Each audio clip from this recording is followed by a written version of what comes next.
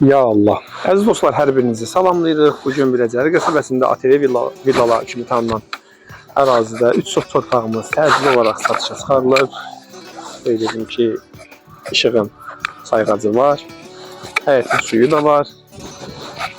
Bir dənə içində bir otaqlı, yarı tikili, üstü vurulmuş bir dənə otaq var, tikili var.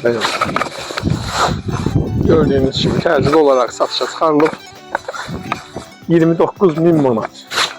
Heç maraqlı olsa gəlsin bizlə əlaqə saxlaya bilər. Bunun içində sizə göstərin. Yəni o belənin içində bir vəziyyətdə satılır. Sahibinə pul lazım olduğu üçün təcili olaraq bu qiymətə satılır. Kimə maraqlı olsa bizimlə əlaqə saxlaya bilər. Gördüğünüz kimi 3 sotun içində 314 nömrəli məktəbin yaxınlığındadır, 300 metr məsafəsindədir.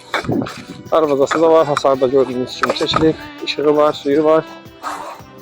İnşallah ki, real alıcıya endirim olunacaq.